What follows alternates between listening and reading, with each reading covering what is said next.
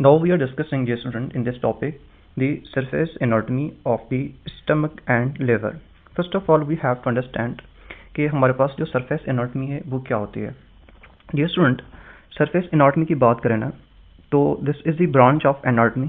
This is the branch of anatomy जिसमें हम क्या करते हैं, जिसमें हम body surfaces के थ्रू internal organs की position को look at करते हैं.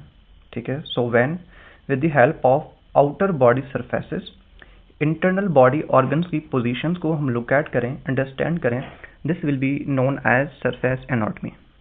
तो surface anatomy में हम क्या करेंगे, body surface को use करके we will look at the body surface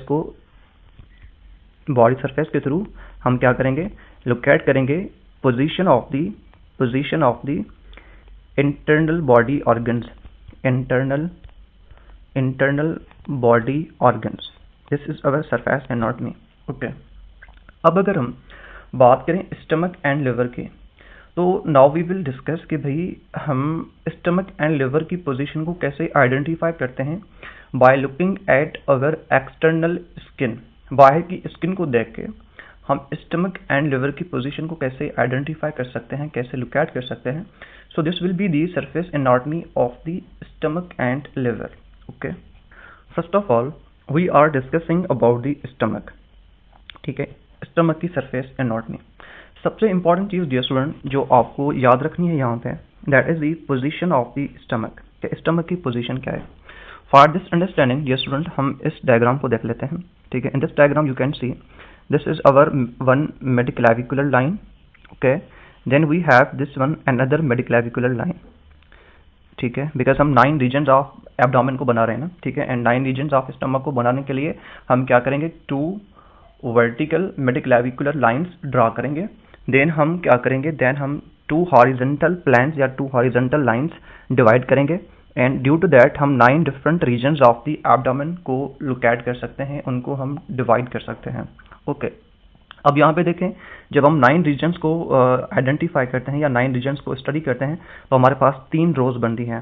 this will be our upper row of the abdomen. This will be the upper row. Okay.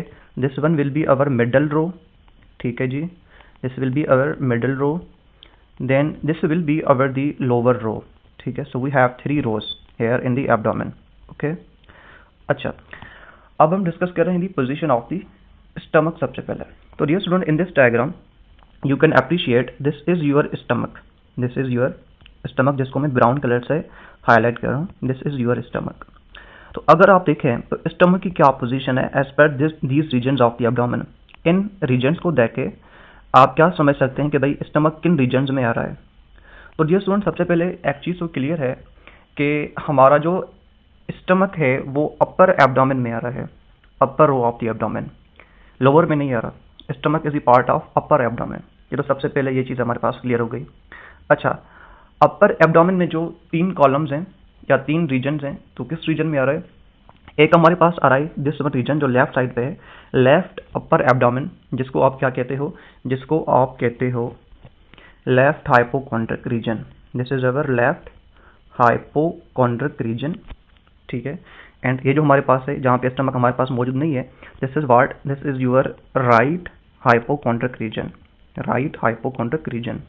And this is our जो mid वाला है, this is our epigastric region. This is our epigastric region. ये चीज़ें हमने पढ़ी हैं इन the previous lecture. ठीक है. अच्छा, तो अब आप देखें कि किन रीजन्स में हमारा स्टमक आ रहा है. तो dear student here this is clear कि stomach is present between left hypochondriac region and epigastric region. So जो हम 9 रीजन्स बना रहे हैं, एब्डोमेन के, तो in which regions our stomach is located. So यहाँ पे लिखा हुआ है कि stomach is present in the epigastric region and left hypochondriac region. तो ये 2 वर्ड्स आपके माइंड में होने चाहिए. मे बी इससे आप एक BCQ पॉइंट गेन कर लें in your module and in your proof कि stomach is present in the epigastric and left hypochondriac region. अब डियर स्टूडेंट अगर हम डिस्कस करें दी सरफेस लैंडमार्क्स या surface markings of the stomach, तो stomach में आपको कौन सी इंपॉर्टेंट मार्किंग्स नजर आएंगी. तो dear student you can see कि this part of the stomach, this one part of the stomach here जो मार्क कर रहा हूँ, this is that region of the stomach, जिस रीजन ऑफ स्टमक के थ्रू जो एसोफेगस है ना वो स्टमक में इंटर करता है, एंड इस रीजन को हम बोलते हैं कार्डियक ओरिफिस, या this region is known as cardia and this opening will be known as cardia orifice. तो एक जो सरफेस लैंडमार्क आपको नजर आएगी in the stomach, that will be cardiac orifice. Cardiac orifice is the main surface landmark of the stomach, जिस orifice के through our oesophagus is entering into the stomach. ठीक है, सो सरफेस लैंडमार्क में सबसे पहले we have the cardiac orifice, cardiac orifice. This is that opening. With the help of that, our esophagus is entering into the stomach, and cardiac orifice की कौन सी vertebral cardiac orifice is lying at which vertebral level?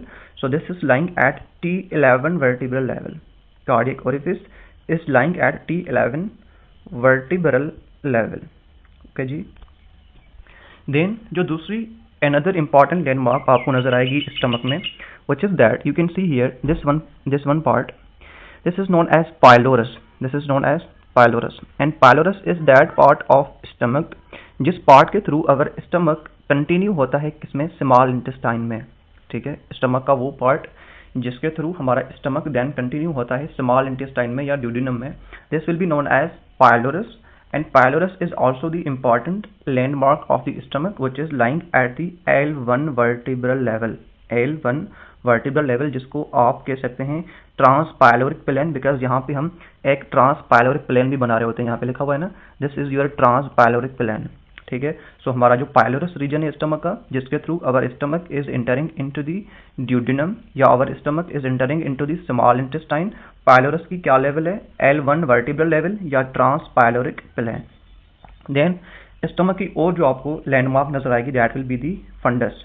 ठीक है, and fundus क्या होती है dear student, this is the you can say cardiac orifice ना या cardiac region, तो आप समझ लें this is our cardiac region. तो कार्डियक रीजन का जो अपर पार्ट होता है दिस वन, जिसको मैं मार्क कर रहा हूँ अगेन येलो से, this part is known as fundus of the stomach. So fundus is also another landmark of the stomach which is lying beneath the left dome of the diaphragm. So these are three simple important landmarks of the stomach, which are these: cardiac orifice, which is lying at T11 vertebral level; pylorus, which is lying at L1 vertebral level या transpyloric plane; then fundus, which is lying beneath the left dome of the diaphragm. ये तीनों हमारे पास surface landmarks हो गई stomach की। Stomach की position क्या है, कौन से रीजन्स में आ रहा है, तो I have discuss epigastric region and left hypochondriac region में। Now we are discussing about the liver. ठीक है, अब हम लिवर के बारे में डिस्कस कर रहे हैं। सबसे पहले जो इंपॉर्टेंट पॉइंट है आपको याद रखनी है for the BCQ, that is the location of the liver, कि लिवर की लोकेशन क्या है इन अवर एब्डोमिनल रीजन्स। तो डियर स्टूडेंट आप देखें कि दिस इज योर लिवर, ये हमारा लिवर है। ठीक है, एंड अगर मैं आपसे पूछूं कि भाई बताएं जो हमारा लिवर है ये अपर एब्डोमेन में आ रहा है, मिडल एब्डोमेन में आ रहा है या लोअर एब्डोमेन में आ रहा है, तो dear student this is so clear कि our liver is present in the upper abdomen, हमारा लिवर अपर एब्डोमेन में है। ठीक है, अच्छा जो हमारा अपर एब्डोमेन है, upper row of the abdomen है, इसमें तीन फर्दर रीजन्स हैं। These are which one, right hypochondriac, epigastric and left hypochondriac. Again this will be your left hypochondriac, this will be your right hypochondriac, this one will be your epigastric. तो upper abdomen के किस regions में हमारा liver extend कर रहा है, तो dear student हमारा लिवर जो है एक तो राइट हाइपोकॉन्ड्रिक रीजन में आ रहा है, this is your right hypochondriac region. आपका स्टमक, आपका लिवर एपिगैस्ट्रिक रीजन में भी आ रहा है, एंड आपका लिवर का कुछ पोर्शन लेफ्ट हाइपोकॉन्ड्रिक रीजन में भी आ रहा है। सो अपर एब्डोमेन के जो थ्री डिफरेंट रीजन हैं, right hypochondriac, epigastric and left hypochondriac, almost तीनों पार्ट्स तक our liver is extending, our liver is extending. किस पार्ट में कम एक्सटेंड करता है, the answer is left hypochondriac में थोड़ा एक्सटेंड करता है, बाकी right hypochondriac and epigastric region दोनों को कंप्लीटली ऑक्यूपाई करता है। This is the location of our liver.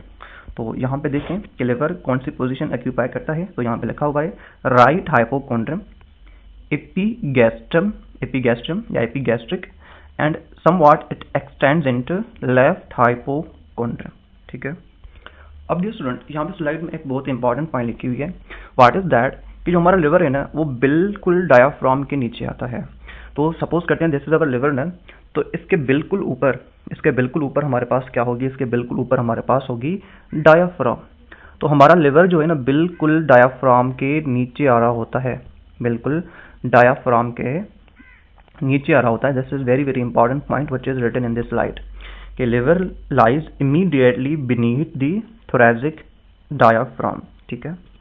So that was about the surface anatomy of the stomach and the liver, ठीक है। सो क्विक मेमोरी अगर याद रखें तो स्टमक लेफ्ट अपर एब्डोमेन में आ रहा है, मीन्स के लेफ्ट एपिगैस्ट्रिक में, लिवर हमारा मेनली राइट अपर एब्डोमेन में, एंड साथ में हमारे पास एपिगैस्ट्रम में and little bit extending into left हाइपोकोन।